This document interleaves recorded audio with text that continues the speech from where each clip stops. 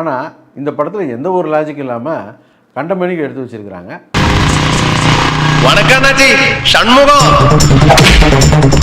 World വൈഡിൽ ഏറ്റവും കൂടുതൽ fan base ഉള്ളത് ഒരു പക്ഷേ സൂപ്പർ ഹീറോ സിനിമകൾക്കും അതിലെ ക്യാരക്ടറുകൾക്കുമായിരിക്കും. 10,000-കണക്കിന് സൂപ്പർ ഹീറോസും സൂപ്പർ വില്ലന്മാരും ഇന്നോളം സൃഷ്ടിക്കപ്പെട്ടിട്ടുണ്ടെങ്കിലും എല്ലാ ക്യാരക്ടറുകളെ കൊണ്ടും ഓഡിയൻസിന്റെ ഇഷ്ടം പിടിച്ചു പറ്റാൻ സാധിച്ചിട്ടില്ല എന്നതാണ് യാഥാർത്ഥ്യം.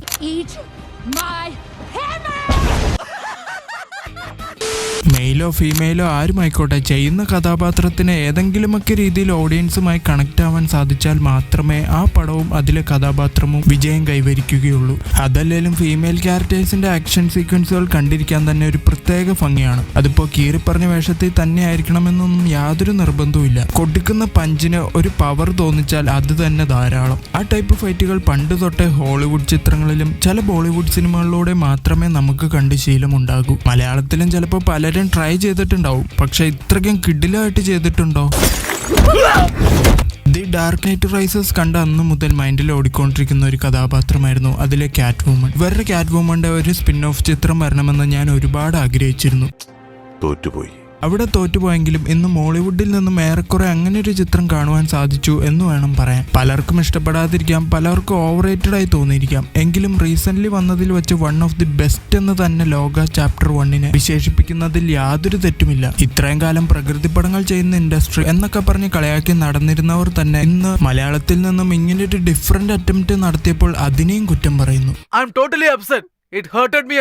ഏത് പടത്തെ ഇഷ്ടപ്പെടണമെന്നും വെറുക്കണമെന്നും ഒക്കെ ഉള്ളതൊക്കെ അവരവരുടെ തീരുമാനമാണ്. പക്ഷെ ഇതേ പടം മറ്റേതെങ്കിലും ഇൻഡസ്ട്രിയിലാണ് റിലീസായിരുന്നതെങ്കിൽ ഇന്നേരം ഇന്ത്യയിലെ തന്നെ ഏറ്റവും മികച്ച സൂപ്പർ ഹീറോ സിനിമയെന്നും പറഞ്ഞ് പൊക്കിപ്പിടിക്കാൻ ഈ കളിയാക്കിയവർ തന്നെ മുൻപന്തിയിൽ നിന്നേനെ. ലോക ഡിഫറെന്റ് അറ്റംപ്റ്റ് എന്ന് പറഞ്ഞാൽ ഇന്നേ വരെ വേൾഡ് സിനിമ കണ്ടിട്ടില്ലാത്ത അത്ര വലിയ പ്രത്യേകതയുള്ള സിനിമയൊന്നും അല്ല. എന്നാൽ direction, casting, comedy, BGM, story, screen play തുടങ്ങിയ എല്ലാം കൊണ്ടും പെർഫെക്റ്റ് ആണെങ്കിലും നമ്മുടെ പഴയകാല കഥകളിലെ ഏറ്റവും ഫേമസ് ആയ ഒരു യക്ഷി കഥാപാത്രത്തെ തന്നെ നായികയായി തിരഞ്ഞെടുത്തതാണ് ഈ പടത്തെ യുണീക്ക് ആക്കി മാറ്റുന്നത്. മാത്രമല്ല ഇപ്പൊ റിലീസാവുന്ന ഒട്ടുമിക്ക സിനിമകളിലെയും ഒഴിച്ചുകൂടാനാവാത്ത ഒരു വിഷയമാണ് അതിലെ ക്യാമിയോ റോൾസ്. ഈ സാലറിയും കൊടുത്ത് ബോളിവുഡിൽ നിന്ന് ഒരാൾ, കോളിവുഡിൽ നിന്ന് ഒരാൾ, ടോളിവുഡിൽ നിന്ന് ഒരാൾ എന്നിങ്ങനെ ഓരോരുത്തരായി കൊണ്ടുവന്ന് അവസാനം ഒരു പൊള്ളയായ ബിഗ് ബജറ്റ് സിനിമ എന്ന് വിശേഷിപ്പിക്കുന്നതിനേക്കാളും ഇവിടുത്തെ സൂപ്പർ താരങ്ങളെ തന്നെ ക്യാമിയോ റോൾസിൽ കൊണ്ടുവന്നത് എന്തുകൊണ്ടും മികച്ചൊരു തീരുമാനമായി തന്നെ തോന്നി. ഇതിപ്പോൾ മിനിമം ബഡ്ജറ്റിൽ ടെക്നിക്കലി വളരെ സ്ട്രോങ് ആയിട്ടുള്ള ഒരു പടം നിർമ്മിച്ചതിൽ മോളിവുഡിന് ഒന്നും കൂടെ അഭിമാനിക്കാവുന്നതാണ്. മുൻപ് 18 കോടിയിൽ വന്ന മിന്നൽ മുരളി ആയിരുന്നു ചർച്ചാ വിഷയമെങ്കിൽ ഇന്നത് ലോകയാണ്. ഒരു സൂപ്പർ ഹീറോ പടത്തിന് വളരെ അനിവാര്യമായ കാര്യങ്ങളിൽ ഒന്നാണ് സൂപ്പർ വില്ലൻ. മിന്നൽ മുരളിയെ സംബന്ധിച്ചിടത്തോളം നായകന്റെ ബാക്ക് സ്റ്റോറിയെക്കാളും സിമ്പതി, എമ്പതി ഒക്കെ തോന്നിച്ചത് വില്ലന്റെ ബാക്ക് സ്റ്റോറിക്കാണ്. നായകനേക്കാളും മികച്ച രീതിയിൽ വില്ലനെ എലിവേറ്റ് ചെയ്ത് കാണിച്ചിട്ടുണ്ട്. സിനിമാറ്റോഗ്രാഫി, ഡയറക്ഷൻ, പാട്ട്, കോമഡി എന്നിങ്ങനെ എല്ലാ മേഖലകളിലും മുന്നിട്ട് നിൽക്കുന്ന പടമാണ് മിന്നൽ മുരളിയെങ്കിലും ഒരു സൂപ്പർ ഹീറോ സിനിമയുടെ ആസ്വാദനത്തിൽ പ്രധാന പങ്കുവഹിക്കുന്ന ഫാക്ടറായ നായകന്റെ എലിവേഷൻ സീൻസിന്റെ കാര്യത്തിൽ മിന്നൽ മുരളി ഒരുപാട് പിന്നിലാണെന്ന് തോന്നിയിട്ടുണ്ട്. അവിടെയാണ് ലോക ഒരുപാട് മികച്ചു നിൽക്കുന്നത്. മെയിൻ ലീഡായ ചന്ദ്രയുടെ ഫ്ലാഷ് ബാക്ക് സീൻ ആയിക്കോട്ടെ, മാസ് സീനുകൾ ആയിക്കോട്ടെ, ക്യാമിയോ റോൾസ് ആയിക്കോട്ടെ, എല്ലാം തന്നെ ഒരു സൂപ്പർ ഹീറോ സിനിമയ്ക്ക് ആവശ്യമായതിൽ കൂടുതലുണ്ടെങ്കിലേ ഉള്ളൂ. ഏതായാലും ഒരു വിധത്തിലും കുറഞ്ഞു പോയിട്ടില്ല. ഈ സിനിമ കേരളമൊട്ടാകെ ഇത്രയധികം ആഘോഷിക്കപ്പെടുന്നതിന്റെ മറ്റൊരു മെയിൻ റീസൺ അതിനായി അവർ തിരഞ്ഞെടുത്ത പ്ലോട്ട് തന്നെയാണ്. പണ്ട് ഏഷ്യാനെറ്റിലെ കടമറ്റത്ത് കത്തനാർ കണ്ട് പേടിച്ചിട്ടുള്ള എല്ലാവർക്കും ഈ പടത്തിന്റെ പ്ലോട്ടിനോട് ഒരു പ്രത്യേക അടുപ്പം തോന്നിയിട്ടുണ്ടാകും. പക്ഷെ ഒരൊറ്റ വ്യത്യാസം മാത്രം, അന്നത്തെ നീലയെ കണ്ട് പേടിച്ചവർക്കും അന്ന് ജനിച്ചിട്ട് പോലും ഇല്ലാത്തവർക്കും ഈ നീലയോട് ഒരു ക്രഷ് അടിച്ചിട്ടുണ്ടാകും.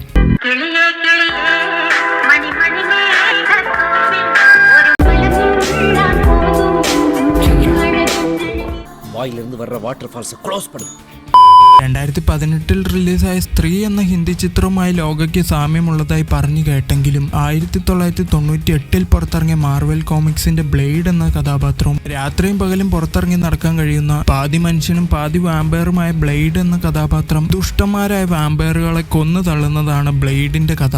മാർവലിന്റെ ഏറ്റവും മികച്ച സൂപ്പർ ഹീറോ ഹൊറർ ഫിലിമാണ് ബ്ലേഡ്. ഏകദേശം അതേപോലൊരു കഥയിൽ ധാരാളം കോമഡിയും നമ്മുടേതായ പല ഇതിഹാസ കഥാപാത്രങ്ങളെയും കൂടി മിക്സ് ചെയ്ത് എടുത്ത ഒരു അടിപൊളി സൂപ്പർ സൂപ്പർ ഹീറോ ഹൊറർ സിനിമയാണ് ലോകയും. മലയാളം ഇൻഡസ്ട്രിയിൽ ഇതിനു മുമ്പും ഒരുപാട് വുമൺ ഓറിയന്റഡ് സിനിമകൾ വന്നിട്ടുണ്ട്. എന്നാൽ അതിനെല്ലാം കടത്തിവെട്ടുന്ന റെസ്പോൺസ് ആണ് ഈ സിനിമയ്ക്കും ഇതിലെ നായികയായ കല്യാണിക്കും ലഭിച്ചുകൊണ്ടിരിക്കുന്നത്. അതിന്റെ ഒന്നാമത്തെ കാരണം ഇതൊരു പരീക്ഷണ ചിത്രമായിരുന്നിട്ട് കൂടിയും അതിന്റെ അങ്ങേയറ്റം മികച്ച രീതിയിൽ പ്രസന്റ് ചെയ്യുവാനായി ഈ പടത്തിന്റെ എല്ലാ അണിയറ പ്രവർത്തകരും നല്ലപോലെ പണിയെടുത്തു എന്നുള്ളതാണ്. മലയാള സിനിമയുടെ തലവരെ മാറ്റിമറിക്കാൻ പാകത്തിനുള്ള ഒരു പടം എടുത്തു വെച്ചിട്ടും ഈ സിനിമയുടെ അണിയറ പ്രവർത്തകരിൽ നിന്നോ നടീനടന്മാരിൽ നിന്നോ പ്രൊഡ്യൂസറിൽ നിന്നോ അനാവശ്യ തള്ളോ ബിൽഡപ്പോ ഒന്നും തന്നെ ഉണ്ടായിരുന്നില്ല. ഒരു നോർമൽ പടം പോലെ വന്ന് വേറെ ലെവൽ പടമായി മാറി. മലയാളത്തിലെ എന്നല്ല ഏത് ഇൻഡസ്ട്രിയിലെ ആന്റിസിപ്പേറ്റഡ് സിനിമകളുടെ പരാജയകാരണം എടുത്ത് നോക്കിക്കഴിഞ്ഞാലും അതിനു പിന്നിൽ ആരുടെയെങ്കിലുമൊക്കെ കൊണയടിയായിരിക്കാനേ വഴിയുള്ളൂ. കങ്കുവയുടെ പ്രൊഡ്യൂസർക്കും സൂര്യയ്ക്കും ലോകേഷിനും മേനോനും പൃഥ്വിരാജിനും കൊത്തരാജുവിനും തുടങ്ങി പലർക്കും പറ്റിയതും ഈ ഒരു അബദ്ധം തന്നെ.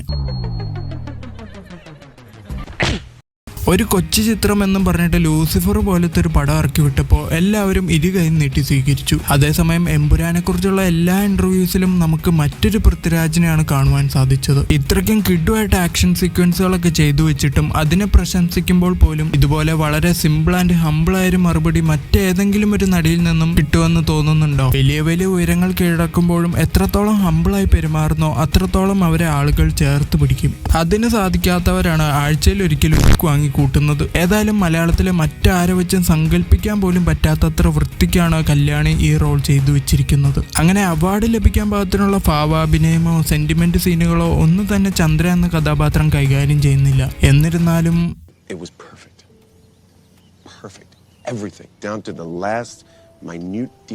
ഇങ്ങനെ ഒരു റോളും മറ്റ് കഥാപാത്രങ്ങളും ഇതുപോലൊരു സിനിമയും നിലവിൽ മോളിവുഡ് ഇൻഡസ്ട്രിക്ക് വളരെ അത്യാവശ്യമായിരുന്നു. മറ്റ് ഇൻഡസ്ട്രികളിലെ ഹൈ ബഡ്ജറ്റ് പടങ്ങളുടെ അതേ ലെവൽ അല്ലെങ്കിൽ അതിനേക്കാളും ഒരുപടി മുകളിൽ നിലവാരമുള്ള സിനിമകൾ അതിന്റെ പകുതി ബഡ്ജറ്റ് കൊണ്ട് പുൾ ഓഫ് ചെയ്യാൻ സാധിച്ചിട്ടുണ്ടെങ്കിൽ അതത്ര കുറച്ച് കാണേണ്ട കാര്യമേ അല്ല.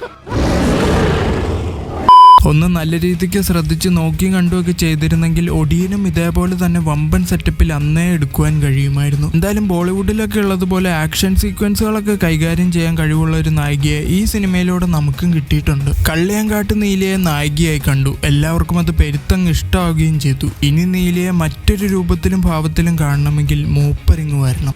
എന്നാലും ഞാൻ വരും നിന്നെ തേടി.